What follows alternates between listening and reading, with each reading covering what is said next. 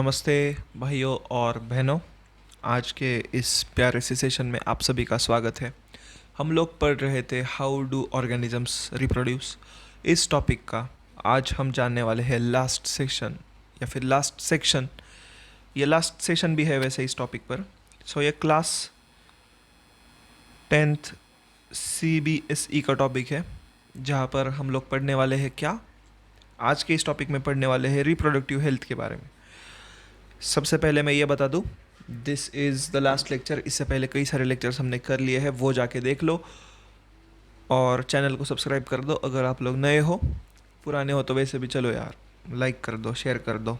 Like का वैसे मैं बटन बना देता हूँ, रुको, मुझे थोड़ा ड्राइंग पसंद है। Okay okay, this was all about it. अब हम डाइव इन करेंगे छोटे से सेशन में। अब हमने इससे पहले क्या क्या पढ़ा है वो जान लेते हैं, ताकि आप लोगों को पता चल जाए कि हम लोग कहाँ पे हैं। सभी को एक लाइन पे लाके रख दूंगा ताकि सभी को थोड़ा आइडिया लग जाए कि भाई हम कहाँ पे आ चुके हैं, कहाँ पे आना बाकी है। And yes, I have also started the live sessions जहाँ पे हम लोग स्टडी विथ मी करते हैं। मतलब मैं स्टडी करता हूँ, आप लोग जो करना है वो कर लो, पढ़ो लेकिन 10th वालों। आज के इस टॉपिक में हम लोग जानेंगे रिप्रोडक्टिव हेल्थ। हमने पूरा का पूरा ह्यूमन रिप्रोडक्टिव सिस्टम कवर कर लिया है, असेक्सुअल रिप्रोडक्शन भी हमने कवर कर लिया है, यही बस बताना था। अब हम डाइव इन करेंगे रिप्रोडक्टिव हेल्थ के बारे में। अब मुझे बताओ, रिप्रोडक्टिव हेल्थ में सबसे इम्पॉर्टेंट है हेल्थ। ये हेल्थ जो है, इसका क्या मतलब है? हेल्थ का मतलब है कि आप लोग काबिल हो या फिर आप लोग एबल हो, स्टेबल हो, physically, mentally and physically and mentally आप लोग स्टेबल हो। अब ये रिप्रोडक्टिव हेल्थ मतलब क्या? मतलब आप रिप्रोडक्टिवली स्टेबल हो नहीं, इसका मतलब है कि आप लोग, आपके जो रिप्रोड्यूसिंग ऑर्गन्स है वो हेल्दी है। अब आप पूछोगे सर ओके हेल्दी है, ठीक है सर, अब हम कैसे डिटरमाइन करें क्या ये हेल्दी है, क्या ये अनहेल्दी है? तो अब आज के इस सेशन में हम लोग यही जानने वाले हैं। हम लोग रिप्रोडक्टिव हेल्थ के बारे में, अब देखो नॉर्मल फिजिकल बॉडी के हेल्थ पे हम लोग क्या कर लेते हैं, चलो एक्सरसाइज के बारे में बात कर लेंगे, ये कर लेंगे, वो कर लेंगे। इस टॉपिक में कई सारी इंटरेस्टिंग चीज़ें हम लोग जानने वाले हैं, किस तरीके से आप अपनी रिप्रोडक्टिव हेल्थ मेंटेन करके रख सकते हो, आपकी हेल्थ इन जनरल मेंटेन करके रख सकते हो। बिकॉज अगर आप लोगों की रिप्रोडक्टिव हेल्थ डैमेज होने लगी तो समझ लो आपकी हेल्थ भी वैसे भी डैमेज होने वाली है। इस साइड पे शायद मेरी स्क्रीन है, सो एन्जॉय। आप लोगों को बस बुक लेके बैठना है, अगर नहीं बैठना ठीक है, कोई प्रॉब्लम नहीं। आज के इस टॉपिक में सब कुछ हम खुल के आसानी से आप लोगों को पहुंचाने वाले हैं। आप लोगों को बस ऐसे सुन के ज्ञान लेना है। Okay, let's begin. The process of sexual maturation is gradual and takes place while body growth still is going on. तो देखो, सेक्शुअल मैच्योरेशन, जब ये सेक्सुअल मैच्योरेशन जब हो रहा है ना, तो उसी टाइम पे आप लोगों की हाइट भी बढ़ रही है, आप लोगों की दाढ़ी भी आ रही है, मतलब वो भी एक सेक्सुअल मैच्योरेशन है। लेकिन आप लोगों के बॉडी में और भी सारे चेंजेस हो रहे हैं, आप ग्रेजुअली बड़े भी हो रहे हो, जिस तरीके से आपकी जो टीन एज है वैसे भी चल रही है। Therefore some degree of sexual maturation does not necessary mean that the body and mind is ready for sexual acts और having and bringing up children. काफ़ी इंपॉर्टेंट चीज़ है, आप बड़े हो रहे हो, आप सेक्सुअली एक्टिव हो रहे हो, इसका मतलब, या फिर आप रिप्रोडक्ट कैपेबल हो रहे हो कि आप लोग रिप्रोड्यूस कर पाओ। लेकिन इसका ये मतलब नहीं कि आप 100% रेडी हो एक बच्चा पैदा करने के लिए। आप रेडी नहीं हो, आप रेडी हो ही नहीं सकते जब तक आप थोड़ा सा लाइफ में आगे जाए। अब देखो, हम लोग रिप्रोडक्टिवली एबल हो जाते हैं जब हम शायद 15-16 के हो जाए। लेकिन this is not the age to have children. Of course this is not at all the age to have children. आप अभी भी बच्चे हो, बच्चे को बच्चा how does it even think? So this is not the period where you should be having babies, or you should be in general active sexually. This is not the period, this is not the actual period to have children. How do we decide the body, if the body and mind are ready for this major responsibility? तो अब आप कहोगे लेकिन sir फिर हमें कैसे पता चलेगा कि कब हम बच्चे पैदा कर सके या फिर कब हम बच्चे ना पैदा कर सके? तो देखो, कई सारे साइंस एंड सिम्टम्स होते हैं, कई सारे बॉडी में चेंजेस होते हैं। आपका ब्रेन स्टेबल हो जाता है, आपका ब्रेन भी आपके साथ डेवलप हो रहा है। देखो 19-20 तक तो आप लोगों का ब्रेन ही डेवलप हो रहा होता है, ब्रेन के पार्ट्स ही डेवलप हो रहे होते हैं। तो इस टाइम पर बच्चा होना इज़ लाइक आप मेंटली प्रिपेयर्ड होते हो ही नहीं सकते। Like this is how critical it is, आप लोग मेंटली प्रिपेयर हो ही नहीं सकते। अब देखो यही टाइम है जब आप लोग उसे टीनेज कहोगे।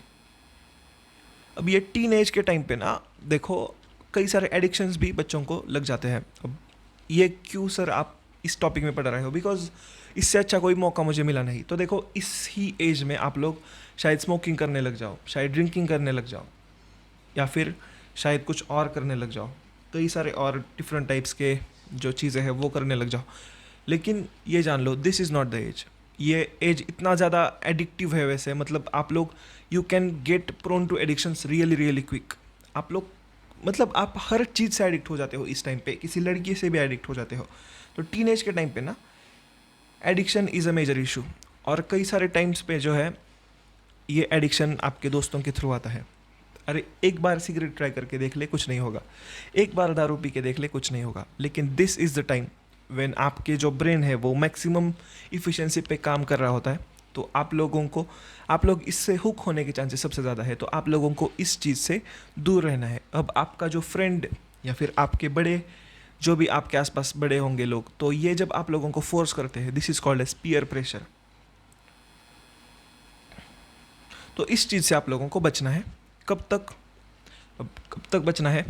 जब तक आप लोग 22, 23, 25 तक नहीं हो जाते। उसके बाद किया हुआ एडिक्शन होता नहीं है, मतलब इतना इजीली एडिक्ट आदमी होता नहीं है। वैसे एडिक्शन तो किसी भी चीज़ का कभी भी किसी भी एज में बुरा ही है, मैं उसे बुरा ही मानता हूँ। And I do not support any kind of addictions. कभी भी कुछ भी किसी भी चीज़ से एडिक्ट मत हो जाना। This is what it is. All of us are under different kind of pressure about this issues. अब देखो ये जो सारे इश्यूज़ है इसके अराउंड आप लोग काफ़ी ज़्यादा प्रेशर में रहते हो। There can be pressure from your friends for participating many activities whether we really want to do और नॉट। अब देखो अब जैसे हो गया एक प्रैक्टिकल एग्जांपल बता देता हूँ। स्मोकिंग हो गया, चलो स्मोकिंग हो गया, तो आप लोग तो नहीं करना चाहते, लेकिन आपके जो दोस्त हैं वो लोग आप लोगों को फोर्स कर रहे हैं, अरे कुछ नहीं होता, ये बहुत कूल है। ये कूल नहीं है, ओके। आप लोगों को इसमें घसीटा जाता है and this is very very dangerous. अब देखो ये दीदी का मैंने पिक्चर लगाया है। जो दीदी है तो वो कई सारी चीज़ों से अनॉय हो चुकी है। There can be pressure from families to get married and start having children. ये ओके ये चीज़ें कई सारे स्टेट्स में अभी भी है, चाइल्ड मैरिजेस होते हैं and this is not the good thing. आप लोगों के जिनके चाइल्ड मैरिजेस होते हैं उन लोगों को फोर्स किया जाता है कि बच्चा पैदा कर लो, ये कर लो, वो कर लो। आप लोग चाइल्ड मैरिज मतलब आप लोग 17 भी नहीं हो, अभी तक 17-18 भी नहीं हो, लीगल भी नहीं हो, बेरली लीगल हो या फिर हो तो this is not the age when you should be having a baby. And फिर भी आप लोगों को प्रेशर किया जाता है, मतलब कई सारे लोगों को प्रेशर किया जाता है उनकी फैमिलीज़ के थ्रू कि चलो बच्चा पैदा कर लो, बच्चा पैदा कर लो। There can be pressure from government agencies to avoid having children. ये भी है, अब गवर्नमेंट भी आप लोगों को प्रेशर कर सकती है कि भाई मत करो पैदा बच्चा। सो this is also a type of pressure, ऐसा इन्होंने कहा है। ब्राइटनेस थोड़ी कम की जाएगी, ओके चार्जिंग हो रही है। In this situations making choices can become very very difficult. अब आप लोगों को कोई और कुछ कह रहा है, कोई और कुछ कह रहा है, कोई और कुछ कह रहा है, तो आप लोग फट जाओगे लिटरली। और ये होता है, इन कन्फ्यूजन्स के कारण ही लोग कई बार नशों की तरफ, नशा जो भी होगा तो उसकी तरफ मूव ऑन हो जाते हैं या फिर मूव कर जाते हैं, which is really a sad thing according to me. ये इन चीज़ों से मतलब इन चीज़ों का बातों से सॉल्यूशन हो सकता है, इन चीज़ों को बातों से डील किया जा सकता है, डिस्कशंस करके डील किया जाता है। नशा करना is not cool at all, this is not a solution to addict होना, इज़ नॉट अ सॉल्यूशन। अभी ये रफ पेज मैंने निकाला है, बस ऐसे ही मैंने रफ पेज यहाँ वहाँ घुसेड़ दिया है, okay. You also must consider the possibility of health consequences of having sex. अब जब भी कोई भी सेक्स करता है तो there are certain consequences that come along with it. अब अगर आप लोग जो है 19 के आगे हो, लाइक 1920s 25 के आगे हो, तो देर आर चांसेस कि आप लोग थोड़ा सा एजुकेटेड हो, आप लोगों को कई सारी चीज़ें मालूम हो। लेकिन अगर आप छोटे हो तो दिस इज़ नॉट लाइक आप लोगों को पता भी नहीं चलेगा कुछ चीज़ें। तो आप लोग कई सारी चीज़ों में अनएजुकेटेड होंगे, और अगर इस एज में अगर कोई इन्फेक्शन हो जाए तो this is very very hard. And कई सारे ऐसे डिसीजेस होते हैं जो सेक्सुअल कॉन्टैक्ट से ही जो एक बॉडी से दूसरी बॉडी में चले जाते हैं। अब we have discussed in class 9th। अब क्लास 9th में हमने क्या पढ़ा था? जिन्होंने नहीं पढ़ा देखो, मैं डिस्क्रिप्शन में शायद लिंक दे दूँ, या फिर आप मेरे चैनल पे जाओ, डिसीजेस वाला जो टॉपिक है ना वहाँ पे चले जाओ। That we discuss that diseases can be transmitted from one person to another in very variety of ways. तो वराइटी ऑफ वेज है जिनके थ्रू एक डिसीज़ एक आदमी से दूसरे आदमी में चला जा सकता है, या फिर एक एक ह्यूमन से दूसरे ह्यूमन में चला जा सकता है। और इसमें sexual transmission is a very very common thing. अब ये कई सारे देशों में तो लाइक 27% तक पॉपुलेशन इन चीज़ों से काफ़ी ज़्यादा मतलब ट्रबल्ड है वैसे देखा जाए तो। Since the sexual contact is very intimate connection of the bodies, it is not surprising that many diseases can be sexually transmitted. कई सारे डिसीजेस है, so there are various diseases that can be transmitted sexually. अब इनकी अगर list बनाते जाए तो कई सारे डिसीजेस है। हम लोग इस छोटे से पैराग्राफ में कई सारे जो इंपॉर्टेंट चीज़ें हैं वो जानेंगे। कई सारे ऐसे डिसीजेस जानेंगे जिनका अभी तक कोई भी क्योर नहीं है, तो इनसे बच के रहना है। और ये काफ़ी ज़्यादा अमाउंट में फैल रहे हैं, तो आप लोगों को थोड़ा सा सेक्सुअल अवेयरनेस चाहिए, तो इसलिए हम लोग ये पढ़ेंगे। These include bacterial infections such as gonorrhea and syphilis. Gonorrhea and syphilis. अब ये syphilis क्या है सर, ये gonorrhea क्या है? These are bacterially caused infections. मतलब ये बैक्टीरिया जब उसके बाद जो डिसीजेस होते हैं, मतलब एक आदमी से दूसरे आदमी पे जो चले जाएंगे, आई मीन एक ह्यूमन बींग से दूसरे ह्यूमन बींग पे, तो जो बैक्टीरियाज के कारण कॉज होंगे उनमें आ जाते हैं गोनोरिया एंड सिफिलिस। अब इस सेक्सुअल कॉन्टैक्ट्स के साथ और भी कई सारे वायरल डिसीजेस आते हैं। See viral diseases are very very difficult to cure, जिनका नाम है warts and HIV AIDS. So these are diseases warts, genital warts and HIV AIDS. So these are viral diseases that pass from one human being to other human being with the sexual means. इनका अभी भी हमारे पास कोई भी vaccine नहीं है। I mean virus का vaccine होता है, लेकिन इनका कोई भी वैक्सीन अभी तक हमें नहीं मिला। सो इनसे तो बच के रहना पड़ेगा। अगर किसी चीज़ का क्योर नहीं है तो क्यों हम लोग मगरमच्छ के हाथ में अपना मगरमच्छ के मुंह में अपना हाथ डालेंगे। It is possible to prevent this transmission. तो सवाल ये आ जाता है कि is it possible to prevent this diseases. तो सबसे पहले कि आप लोग सेक्सुअल कॉन्टैक्ट से ही दूर रहो। जब तक आप लोगों को वो आदमी पता नहीं है, उसके ब्लड सैंपल्स के बारे में कुछ पता नहीं है, दूर रहो। तो अब दूर नहीं रहा जा सकता किसी से, तो then there comes something called as condom. अब using covering called as condom on the penis during sex helps in prevention of transmission in many of this infections to some extent. तो कॉन्डम्स होते हैं कुछ इस तरीके के covers जो put on किए जाते हैं मेल रिप्रोडक्टिव ऑर्गन के ऊपर या फिर फीमेल रिप्रोडक्टिव ऑर्गन के अंदर, जिनके प्रिवेशन से, अब देखो ये मेल्स में भी, मेल वाले भी होते हैं और फीमेल वाले भी होते हैं। फीमेल वाले कुछ इस तरीके से होते हैं। आप लोगों को इमेजेस दिखा दूंगा मैं वैसे, एक मिनट। हाँ देखो कुछ इस तरीके के, ये देखो फीमेल वाले और ये मेल वाले कुछ इस तरीके के होते हैं, जो ऑर्गन्स के ऊपर, जो सेक्सुअल ऑर्गन्स होते हैं उनके ऊपर पहने जाते हैं, और इनके थ्रू जो है देखो ये कवरिंग का काम करते हैं। अब इससे क्या होगा, जो भी सीमेन या जो भी स्पर्म्स, अब देखो स्पर्म्स प्लस जो ग्लैंड्स की सिक्रीशंस है, उन लोगों को, ग्लैंड्स की सिक्रीशंस, इन लोगों को मिलकर सेमेन कहा जाता है। तो ये जो सेमेन है, या फिर चलो स्पर्म्स ही कह लो, तो ये जो है, तो वो अगर आप लोग जो मेल ऑर्गन है उसके ऊपर अगर कवर डालोगे तो वो बाहर पास ही नहीं कर पाएगा। तो अगर वो पास नहीं कर पाएगा तो कोई भी चीज़ उससे पास नहीं होगी, और कोई भी चीज़ उससे पास नहीं होगी इसका मतलब क्या है, इसका मतलब फीमेल रिप्रोडक्टिव ऑर्गन में मेल्स का इतना सा भी सेल, एक सेल भी नहीं जा पाएगा, और इस वजह से क्या होगा, कोई भी इन्फेक्शन का खतरा ही नहीं रहेगा। इसी तरीके से है फीमेल कॉन्डम्स। अब ये फीमेल कॉन्डम्स का क्या यूज़ है, these are used to cover female genital organs so that there is no contact between the reproductive organs.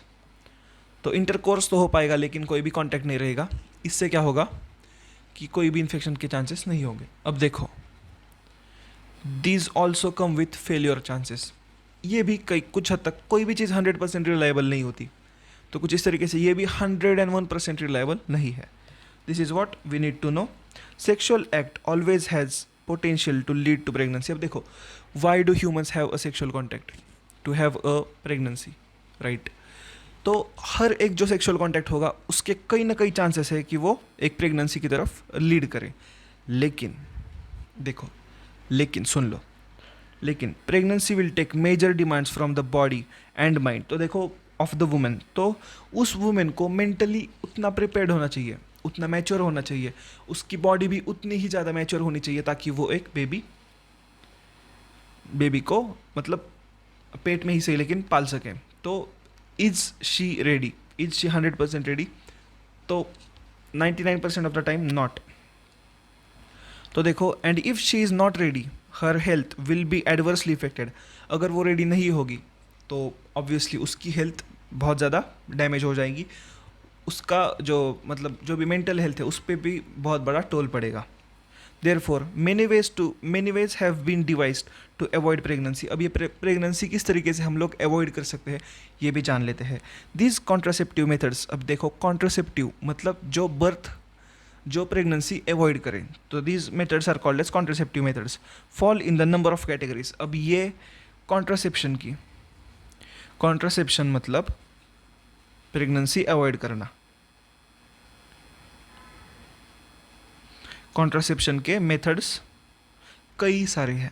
अब ये कई सारे कौन कौन से मेथड्स से हम लोग जान लेते हैं। तो देखो, one category is creation of mechanical barrier so that the sperm does not reach the egg. सबसे बेसिक, सबसे अच्छा उपाय। One category is creation of mechanical barriers that sperms does not reach the egg. तो हम लोग क्या करेंगे, sperm को एग से रीच करने में मतलब हम लोग एक बीच में बाधा डालेंगे। वो बाधा क्या होगी? तो सबसे पहला तो है कॉन्डम, या फिर कोई भी चीज़ जो दोनों ऑर्गन्स को कवर करे। अब इससे क्या होगा, इससे एक कवर बन जाएगा दोनों के बीच में, एक बाधा बन जाएगी जिससे स्पर्म कभी भी एक की तरफ जा ही नहीं पाएगा। So this is what it is. तो इसके लिए condoms on penis are similar coverings worn on the vagina.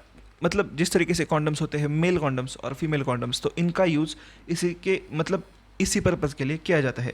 Therefore category of contraceptives acts by changing the hormone.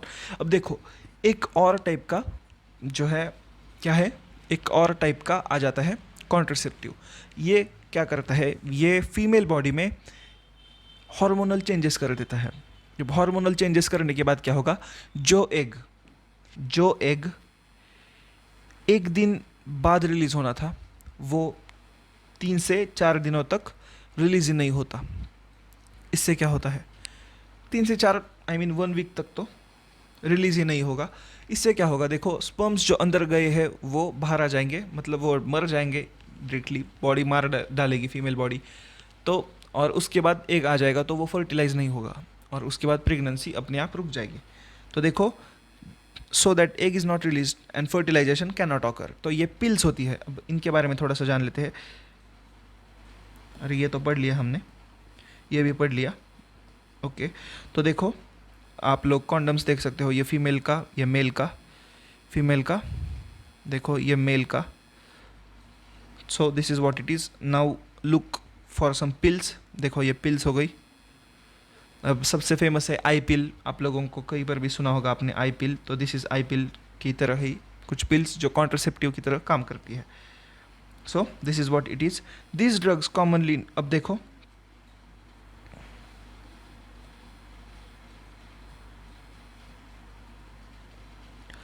ये जो पिल्स है वो देखो किस तरीके से ली जाती है।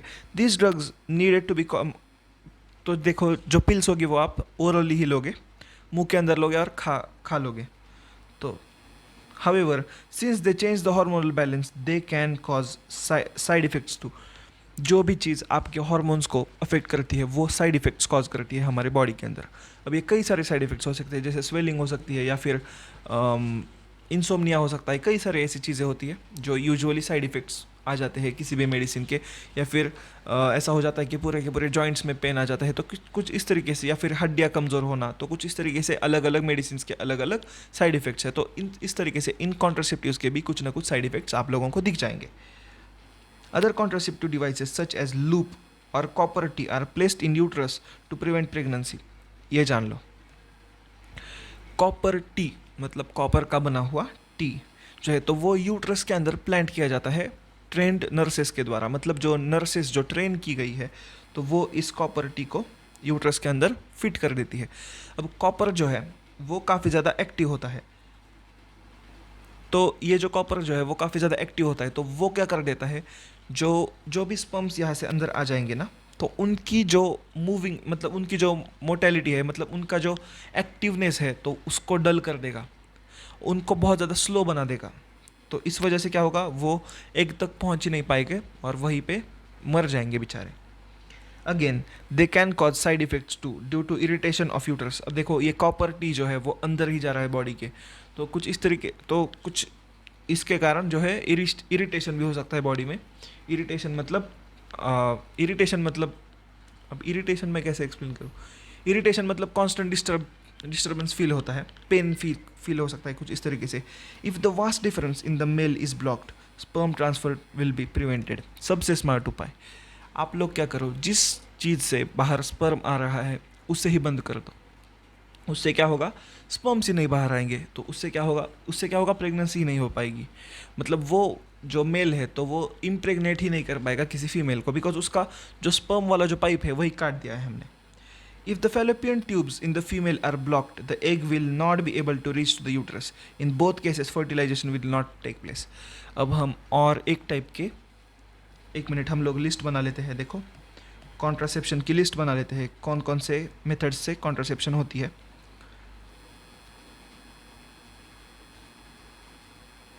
सबसे पहला है कवरिंग। दूसरा है पिल्स या फिर हार्मोनल। उसके बाद हम आ जाते हैं सर्जिकल पे। अब सर्जिकल अप्रोच में क्या है, एक तो आप लोग वेस्ट डिफरेंस काट दो, तो उसे हम कहेंगे वासेक्टॉमी। और अगर आपने फेलोपियन ट्यूब्स को काट दिया तो उसे ट्यूबेक्टॉमी कहते हैं शायद। तो हम लोग क्या करेंगे, देखो जो डॉक्टर होगा तो वो यहाँ से और यहाँ से काट देगा, और जो ये जो दोनों पाइप्स है तो उन लोगों को ऐसा उल्टा करके फिट कर देगा अपने ही पोजीशन पे। तो इससे क्या होगा, उन दोनों का कांटेक्ट छूट जाएगा और फिर से जो है आप लोगों को दिख जाएगा कि एग यहाँ से बाहर नहीं आ पाएगा और प्रेगनेंसी ऑटोमेटिकली प्रिवेंट हो जाएगी। देखो यहाँ पर से कट करके, यहाँ पर से कट करके, इसी को ऐसे पीछे बेंड करके, इसी को ऐसे पीछे बेंड करके, इसी को ऐसे पीछे बेंड करके, इसी को ऐसे पीछे बेंड करके फिट कर देंगे। This is what it is. That is quite important. Surgical methods can be used to create such blocks. अब ये blocking ही है। While surgical methods are safe in long run, surgery itself can cause infections. अब देखो ये surgeries भी infections cause कर सकती है, तो ये भी इतना ज़्यादा irreliable नहीं है।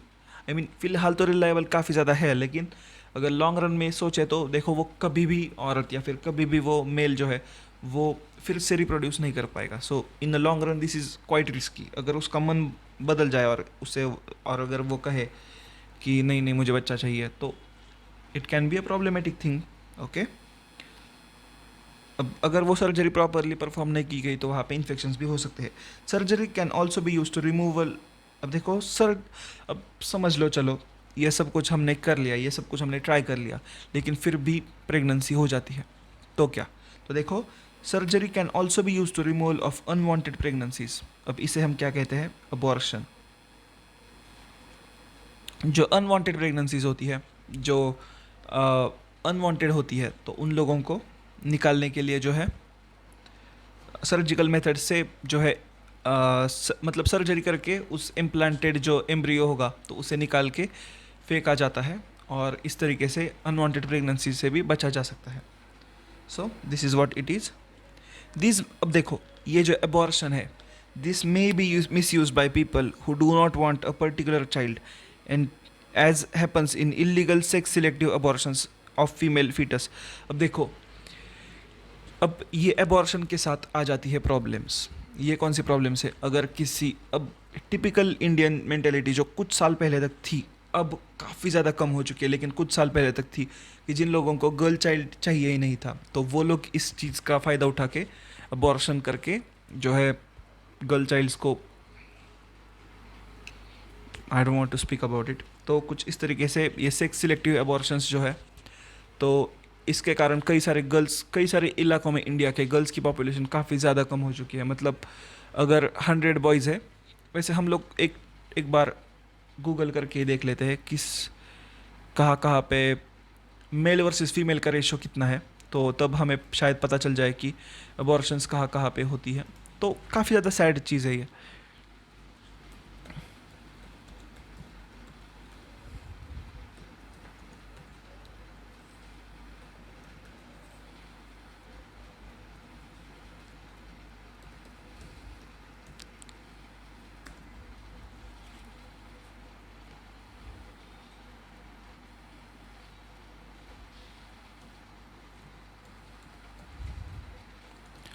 तो हम लोगों के पास एक डेटा है, नहीं रुको, फीमेल्स,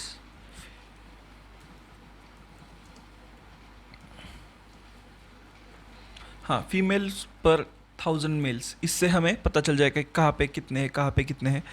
तो देखो,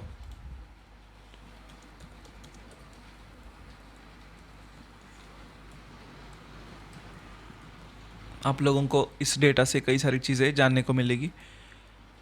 तो देख लो, हाँ चाइल्ड सेक्स रेशो इसे कहा जाता है, जहाँ पे हमें पता चल जाता है कि पर 1000 मेल्स के लिए कितनी वुमेन्स है। सेक्स रेशो इसे कहा जाता है। तो हम लोग वो जान लेते हैं। देखो, केरला के अंदर ज़्यादा है, ओके, आंध्र प्रदेश के अंदर कम है, 22 गर्ल्स कम है, ओके, पर 1000 बॉयज़। तमिलनाडु में भी अच्छा खासा नंबर है, 996 है, मतलब सिर्फ 4 गर्ल्स कम है पर 1000 बॉयज़। तो कुछ इस तरीके से सेक्स रेशो डिटरमाइन, मतलब अलग अलग होता रहता है। तो देखो, कुछ इस तरीके से है। हम लोग राजस्थान का देख लेते हैं, 1 मिनट। तो देख लो आप लोग, राजस्थान में जो है 928 गर्ल्स फॉर 1000 बॉयज़। तो बाकी बचे मेल्स का क्या होगा मुझे पता नहीं, लेकिन this is what it is. Gujarat के अंदर जो है 919 था शायद। तो कुछ इस तरीके से आप लोगों को चीज़ें दिख जाएगी। और ये चीज़ें होती थी वैसे पहले, अब काफ़ी ज़्यादा अवेयरनेस इसके बारे में हो चुका है। And I hope this awareness keeps rising, and this is quite important thing to discuss, because abortions एक ऐसी चीज़ है जो लाइक, तो कुछ इस तरीके से इसका मिसयूज़ भी हो सकता है। For a healthy society the female male sex ratio must be maintained. अब देखो, ये female male sex ratio is very very important thing to be maintained. जितने मेल्स है उतने ही फीमेल्स होने चाहिए ideally. So this is very important because the reckless female feticides. अब देखो, फीमेल फीटिसाइड्स मतलब ये फीमेल एबॉर्शंस इलीगल। तो देखो, because of this female feticides child sex ratio is declining at an alarming rates in some sections of our society. तो कुछ society के sections में ये चीज़ इतनी ज़्यादा हो रही थी जब ये एनसीईआरटी प्रिंट की गई होगी, कि अलार्मिंग रेट्स पे लोगों को एक्शंस लेने की ज़रूरत थी। Although the parental sex determination has been prohibited by law. तो देखो, सॉरी, प्रीनेटल शिट। तो देखो, although prenatal sex determination has been prohibited by law. जब बेबी मम्मी के वॉम में है, WOMB, या फिर यूट्रस के अंदर है, तो तब उसका सेक्स डिटरमाइन करना या फिर तब उसका जेंडर डिटर्मिनेशन करना is illegal in India. So this is very very important thing. We have noted earlier that the reproduction is process by which organisms increase their population। अब जाके यहाँ पे इन्होंने प्रॉपर एक डेफिनेशन दी है, और यहाँ पे भी we have noted the rates of birth and death in a given population will determine its size। जितने ज़्यादा डेथ्स होंगे उतनी ज़्यादा पॉपुलेशन डिक्लाइनिंग होगी। जापान में जो है, अब जापान का क्यों एग्जांपल ले लिया, जापान में आज के टाइम पर डेथ रेट बहुत ज़्यादा हाई है लेकिन बर्थ रेट नहीं है। तो आप लोगों को सड़कों पे बुढ़े लोग ज़्यादा दिखेंगे, यंग पॉपुलेशन बहुत कम दिखेगी। The size of human population is cause of concern in many for many people. This is because expanding population makes it harder to improve everybody's standard of living. India जैसे देशों में जहाँ पे इतने सारा population है, इतनी ज़्यादा पॉपुलेशन है कि भाई गवर्नमेंट जॉब्स ही नहीं दे पा रही। I don't want to get into anything political, but jobs नहीं है आज के टाइम पर। तो देखो, इतना ज़्यादा बड़ा पॉपुलेशन अगर किसी देश का होगा ना, तो उनको जो है हर किसी आदमी का स्टैंडर्ड ऑफ लिविंग इंक्रीज़ करने में बहुत ज़्यादा टाइम लगेगा, बहुत ज़्यादा एफर्ट्स लगेंगे। हर किसी को आप लोगों को अमीर बनाना है, हर किसी को आप लोगों को एजुकेटेड बनाना है। This takes time, okay, this takes time. तो हर किसी का, अब देखो, जितना ज़्यादा अच्छा स्टैंडर्ड ऑफ लिविंग होगा उतना ज़्यादा आप लोगों को एजुकेटेड लोग मिलेंगे, उतना ज़्यादा एक यंग जनरेशन मिलेगी जो काफ़ी ज़्यादा एक्टिव होगी इन चीज़ों में, काफ़ी ज़्यादा अवेयर होगी। जितना ज़्यादा आदमी अमीर होता है उसके पास उतना ज़्यादा एक्सेस ऑफ इंफॉर्मेशन होता है। समझ लो, एक ओडिशा में एक कोई ट्राइब है और एक कोई साउथ बॉम्बे वाला लड़का है, तो आप लोग समझ जाओगे, जो ट्राइबल है उसके पास 4G नहीं होगा, 5G नहीं होगा और उसको एक्सेस टू इन्फॉर्मेशन काफ़ी ज़्यादा कम होगा। लेकिन जो साउथ बॉम्बे में रह रहा है या फिर साउथ दिल्ली में जहाँ भी रह रहा है, किसी भी मेट्रोपॉलिटन सिटी में रह रहा है, तो उसके पास एक्सेस ऑफ इन्फॉर्मेशन बहुत ज़्यादा है, इसलिए वो ज़्यादा अवेयर होगा इन चीज़ों से इन रिस्पेक्ट टू जो ओडिशा में आदमी है। However, if inequality in society is the main reason for poor standards of living in many people, the size of population is relatively unimportant. तो देखो, अगर ये अनइक्वेलिटी ही है जो मतलब पुअर स्टैंडर्ड ऑफ लिविंग की तरफ ले रही है, तो ये जो पूरा का पूरा साइज ऑफ पॉपुलेशन का माजरा है, तो वो कहीं पर स्टैंड ही नहीं करता। तो इक्वेलिटी होनी चाहिए। If we look around us, we can identify most important reasons for the poor living standards. तो what can we identify as important reason for the poor living of standard? तो NCERT हमें इस question में जो है अटका कर छोड़ देती है। तो if we look around us, what can we identify as the most important reasons for poor living standards? तो आप लोगों के हिसाब से मुझे बताओ, कौन सी ऐसी चीज़ है जिसके कारण लोगों के पुअर स्टैंडर्ड ऑफ लिविंग है या फिर पुअर लिविंग स्टैंडर्ड्स है। पहली बात तो मेरे हिसाब से, this is my personal opinion, ये काफ़ी ज़्यादा ओपन एंडेड क्वेश्चन है, तो मेरे हिसाब से पावर्टी एक चीज़ है जो आदमी को काफ़ी ज़्यादा गरीब बनाती है। दूसरा है लेजीनेस, जो पॉपुलेशन में काफ़ी ज़्यादा बढ़ रहा है। तीसरी चीज़ लैक ऑफ अपॉर्चुनिटी या फिर जॉब्स। तो ये सारी चीज़ें हैं जो पुअर हेल्थ कंडीशंस, पुअर